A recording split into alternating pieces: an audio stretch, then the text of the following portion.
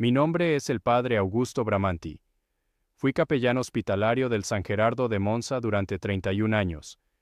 En ese tiempo escuché confesiones de 4.600 personas, enfermos terminales, padres que acababan de perder un hijo, médicos que cargaban con decisiones que no sabían cómo sostener. He escuchado cosas que ningún ser humano debería tener que decir en voz alta. Y he guardado silencio sobre todas ellas, porque el secreto de confesión es absoluto e inviolable, y lo será hasta el día de mi muerte. Lo que Carlo Acutis me dijo a mí no fue en confesión, me lo dijo después. Con el sacramento cerrado, la estola guardada, y yo de pie a 1 metro de distancia, buscando las palabras de despedida que uno busca cuando acaba de dar la absolución a un chico de 15 años, que sabe que se está muriendo. Me lo dijo con los ojos abiertos, en voz clara, sin dramatismo. Como quien entrega un recado que le han pedido que entregue. Lo que me dijo, destruyó una certeza que yo había llevado durante 46 años de sacerdocio. No una duda, una certeza. La certeza de que yo era el tipo de sacerdote que no necesitaba señales, porque tenía fe suficiente sin ellas. Carlo me demostró que no era verdad. Durante 12 años no lo conté porque las palabras que él pronunció esa tarde del 8 de octubre de 2006 contenían información que no podía haber tenido. Información sobre mí, sobre algo que yo había hecho 23 años antes en una sacristía de Florencia, que nadie en ese hospital conocía, que nadie en el mundo conocía, excepto yo, y una persona que había muerto en 2001. Y hay algo más. Una semana antes de que Carlo muriera, me entregó un objeto. Me dijo que no lo abriera hasta que me encontrara de rodillas sin saber por qué. Me dijo que sabría cuándo era ese momento, porque sería el único en que no tendría palabras. Un sacerdote de 72 años siempre tiene palabras, hasta que no las tiene. 12 años callé. Esta noche cuento lo que me dijo. Llegué al San Gerardo en 1975, un año después de la ordenación, con 26 años y la convicción absoluta de que Dios actúa a través de los sacramentos, y los sacramentos actúan a través de los sacerdotes, y los sacerdotes actúan con fe y disciplina. Era una teología limpia y funcional. Me había servido bien durante 4 décadas. No necesitaba milagros porque tenía liturgia. No necesitaba señales porque tenía doctrina. Era un sacerdote competente, frío en el sentido útil de la palabra, capaz de estar presente en una muerte sin derrumbarme, capaz de administrar la unción a una criatura de 3 años sin que me temblaran las manos. Me lo había ganado a pulso, a base de estar presente cuando nadie más quería estarlo.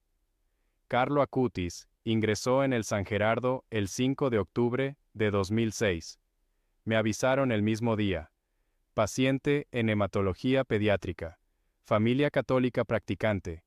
Pedían capellán. Bajé esa tarde. La madre, Antonia Salzano, me recibió en el pasillo con esa serenidad específica de las personas que han decidido no derrumbarse, al menos de momento. Me introdujo en la habitación. Carlo estaba sentado en la cama, con el suero en el brazo y el portátil abierto sobre la mesilla. Me miró y sonrió. No con la sonrisa débil de los enfermos que intentan tranquilizar a los adultos. Con la sonrisa de alguien que se alegra genuinamente de verte. Me dijo: Padre, llevo 3 días esperando que viniera. Llevaba en el hospital 3 días. Estuve con él esa tarde 1 hora larga. Hablamos de la Eucaristía, que era su tema. Me habló de los 162 milagros eucarísticos que había documentado, de la exposición itinerante, de los casos verificados en todos los continentes. Hablaba con la precisión de un académico y la energía de un adolescente al que le apasiona su tema. No hablaba como un enfermo. No hablaba como alguien que sabe que se va a morir en una semana. Volví cada día. El 8 de octubre, 4 días antes de su muerte, Carlo me pidió confesión. Se lo administré con el protocolo habitual: estola, fórmula, absolución. Duró 12 minutos. Lo que se dijo en esos 12 minutos pertenece al secreto de confesión, y no lo diré nunca. Lo que ocurrió cuando guardé la estola no pertenece al secreto de confesión. porque Carlo esperó. Esperó con la paciencia específica de quien sabe que tiene que esperar a que un momento termine para que empiece el siguiente. Y cuando yo doblé la estola y la metí en el bolsillo interior del alzacuello, me dijo: «Padre Bramanti, lo del organista de Florencia no fue su culpa. Usted tenía 29 años y no tenía forma de saber lo que iba a pasar. Don Celestino lo entendió antes de morir. Me lo pidió que se lo dijera. Me quedé quieto. Don Celestino Favre había sido organista de la iglesia de San Miniato al Monte en Florencia. Había muerto el 12 de marzo de 2001 de un infarto fulminante, con 78 años. Yo había sido su confesor durante 3 años, entre 1977 y 1980, cuando estuve destinado en Florencia antes de mi traslado al San Gerardo. En 1979, don Celestino me había pedido consejo sobre una decisión que estaba tomando. Yo tenía 29 años y poca experiencia, y le di un consejo que él siguió, y que tuvo consecuencias que ninguno de los dos anticipamos. No voy a describir la naturaleza de ese consejo, porque afecta a personas que siguen vivas. Lo que puedo decir es que durante 23 años, desde 1980 hasta la muerte de don Celestino en 2001, ese consejo había pesado en mi conciencia, con una regularidad que la oración y la penitencia nunca habían logrado aliviar completamente. Don Celestino y yo no habíamos vuelto a hablar de eso. Él murió, sin que yo supiera si me había perdonado, sin que yo supiera si él mismo había encontrado paz con lo que había pasado. Nadie más en el mundo sabía que ese consejo había existido. Era el único secreto que yo, confesor de miles de personas, había guardado para mí solo durante 23 años. Y Carlo Acutis, con 15 años, moribundo en una habitación del San Gerardo de Monza, lo nombraba con una precisión que no dejaba margen de interpretación. El organista de Florencia. 29 años. Don Celestino. Lo entendió antes de morir. Le pregunté con la voz que me quedó, ¿cómo sabía eso? Me miró con esa calma que yo le había visto desde el primer día. Me lo pidió que se lo dijera, repitió. Dijo que usted lo necesitaba escuchar y que él no había tenido tiempo. Don Celestino había muerto de infarto en 2001, 5 años antes de que Carlo Acutis entrara en ese hospital. Me senté en la silla junto a la cama porque las piernas decidieron por mí. Estuve sentado sin hablar durante un tiempo que no calculé. Carlo no me presionó. Esperó. Cuando encontré voz le pregunté si había algo más. Me dijo: sí, pero no ahora. Al día siguiente, el 9 de octubre, Carlo me llamó antes de que yo hiciera mi ronda habitual. La enfermera me avisó a las 9 de la mañana. Fui a la habitación. Carlo tenía el portátil cerrado por primera vez desde que lo conocía.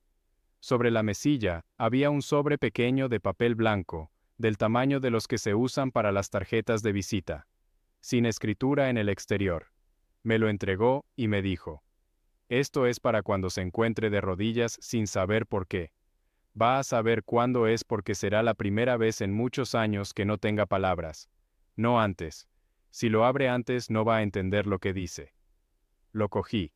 Lo metí en el bolsillo interior de la sotana. Le pregunté cuándo iba a ser ese momento. Me dijo: pronto. Pero no tan pronto como usted cree. Carlo Acutis murió el 12 de octubre de 2006 a las 6:47 de la mañana. Yo estaba en la habitación. Administré la unción de los enfermos la tarde anterior, cuando los médicos confirmaron que el tiempo se cerraba. Estuve con la familia hasta las 10 de la mañana. Luego hice mi ronda. Administré otros 3 sacramentos ese mismo día, a otros 3 pacientes en otras 3 plantas del hospital. Guardé el sobre. En los años siguientes, desarrollé una especie de vigilancia sobre mí mismo que no había necesitado antes. Cada vez que me arrodillaba en la oración nocturna, revisaba mentalmente el estado. ¿Tengo palabras? Sí.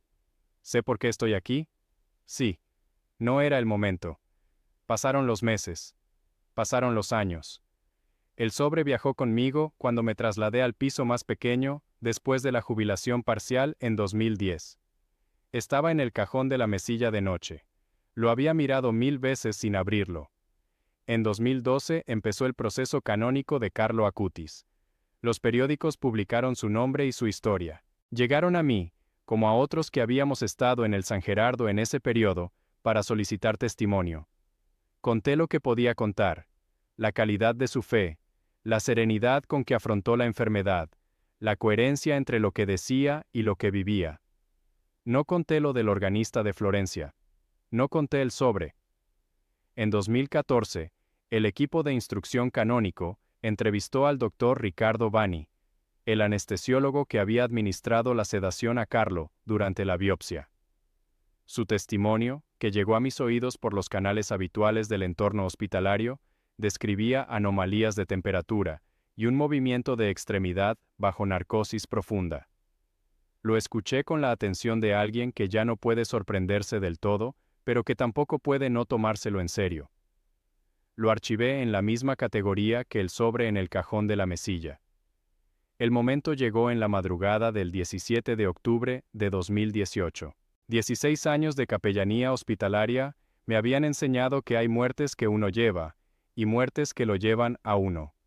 La mayoría las llevaba yo. Esa noche no pude. Era una niña de 7 años. Leucemia. El mismo diagnóstico que Carlo, diferente evolución, diferente resultado. Había estado con ella y con su familia durante 6 semanas. Era el tipo de caso que un capellán experimentado gestiona con fe y ecuanimidad y distancia compasiva. Yo lo había hecho bien durante 6 semanas. Esa madrugada, después de que todo terminó, y la familia salió, y el pasillo quedó vacío, entré a la capilla del hospital, y me arrodillé delante del sagrario, y no tuve palabras. No era la primera vez que me arrodillaba sin palabras por pena o cansancio. Pero esto era diferente. Era una ausencia específica. No era que las palabras no vinieran. Era que no había lugar donde ponerlas. Era el vacío de alguien que ha construido 46 años de sacerdocio, sobre la certeza de que la fe es suficiente, y que en ese momento específico, no encuentra la fe donde siempre ha estado. Estuve en la capilla sin moverme durante 50 minutos. Luego fui a casa. Saqué el sobre del cajón de la mesilla. Lo abrí. Dentro había una tarjeta pequeña, del tamaño de una tarjeta de visita, con 4 líneas escritas con la misma letra grande e inclinada que yo había visto en el portátil de Carlo, la primera tarde en la habitación 214. Decía: Padre Bramanti, la niña está bien. Estoy con ella. La fe que usted no encuentra esta noche no se fue. La guardé yo un momento para que notara la diferencia. Ya puede pedírsela de vuelta. Don Celestino también manda saludos. Carlo. Postdata. Monza, 8 de octubre de 2006. Fecha de escritura. 8 de octubre de 2006. 12 años antes de esa noche. La niña está bien. No como afirmación médica. Como afirmación de algo que un sacerdote de 72 años con 46 años de oficio entiende sin necesitar que se lo expliquen. Guardé la tarjeta. Volví a la capilla. Y pedí de vuelta lo que él dijo que guardaba. No voy a describir lo que ocurrió en los siguientes minutos, porque es mío, y no tiene palabras que funcionen fuera del momento en que ocurrió. Lo que puedo decir es que cuando salí de la capilla, el pasillo del San Gerardo era el mismo pasillo de siempre, y yo era el mismo hombre de siempre, y al mismo tiempo, las dos cosas eran diferentes, de una manera que no había forma de medir, pero que era real, con la misma precisión con que son reales los números del Dr. Bani y los expedientes de Giuseppina Ferrara. Presenté mi testimonio completo al equipo canónico en 2019. La tarjeta, la fecha, el nombre de don Celestino, los detalles de lo que Carlo había dicho sobre Florencia, verificables a través de los archivos parroquiales de San Miniato al Monte. El equipo canónico confirmó que don Celestino Fabre había sido organista en esa parroquia entre 1964 y 2001. Confirmó la fecha de su muerte, 12 de marzo de 2001. Confirmó que yo había estado destinado en Florencia entre 1977 y 1980. Lo que Carlos sabía sobre esos años no estaba en ningún archivo accesible. No estaba en ningún documento. Estaba en mi conciencia y, según lo que él me dijo, en una conversación que nadie en este mundo había podido escuchar. La doctora Colombo, del equipo de instrucción, me preguntó si estaba dispuesto a que mi testimonio formara parte del expediente de virtudes heroicas. Le dije que sí. Me preguntó si quería que el nombre de don Celestino y los detalles de Florencia fueran incluidos o solo referenciados de manera genérica. Le dije, genérica, porque lo que pasó en Florencia en 1979 afecta a personas que no deben cargar con ser parte de esta historia. Lo que sí pedí que quedara en el expediente, con nombre completo y fecha, fue la tarjeta del 17 de octubre de 2018. La niña de 7 años, la capilla vacía a las 3 de la madrugada, y las 4 líneas escritas 12 años antes, que sabían lo que iba a ocurrir esa noche. La beatificación de Carlo fue en octubre de 2020. No pude asistir por las restricciones de la pandemia. Seguí la ceremonia por televisión en el salón de mi piso de Monza, con la tarjeta en la mano, como había hecho tantas veces en 12 años. La canonización fue el 7 de septiembre de 2025 en Roma. Esa sí la viví en persona, en la Plaza de San Pedro, con 80 años cumplidos el mes anterior, y las rodillas que se quejan pero que aguantan. Escuché al Papa León XIV pronunciar la fórmula de canonización. Escuché el nombre de Carlo Acutis entrar en el canon de los santos de la Iglesia Universal. Pensé en la habitación 214. Pensé en la estola guardada, y en los ojos abiertos, y en la voz clara que dijo el nombre de don Celestino, sin haberlo conocido nunca. Pensé en el organista de Florencia que murió en 2001 sin que yo supiera si me había perdonado. Ahora lo sé. Llevo 47 años siendo sacerdote. He administrado la fe como se administra un servicio esencial, con rigor, con constancia, con la convicción de que la fe no necesita ser espectacular para ser real. Sigo creyendo eso. Pero Carlo Acutis me enseñó que la fe que no necesita señales y la fe que recibe señales no son la misma cantidad de fe. Son la misma fe vista desde distancias distintas. Él acortó la distancia. No sé cómo sabía lo que sabía. No tengo teología suficiente para explicarlo, y llevo 47 años estudiando teología. Tengo la tarjeta. Tengo la fecha. Tengo el nombre de don Celestino escrito en el aire de una habitación de hospital por un chico que nunca lo conoció, y tengo la certeza, construida despacio en 12 años de llevar un sobre en el cajón de la mesilla, de que hay formas de saber que no pasan por ninguno de los caminos que yo conocía. La fe que no encontré esa madrugada de octubre de 2018 volvió.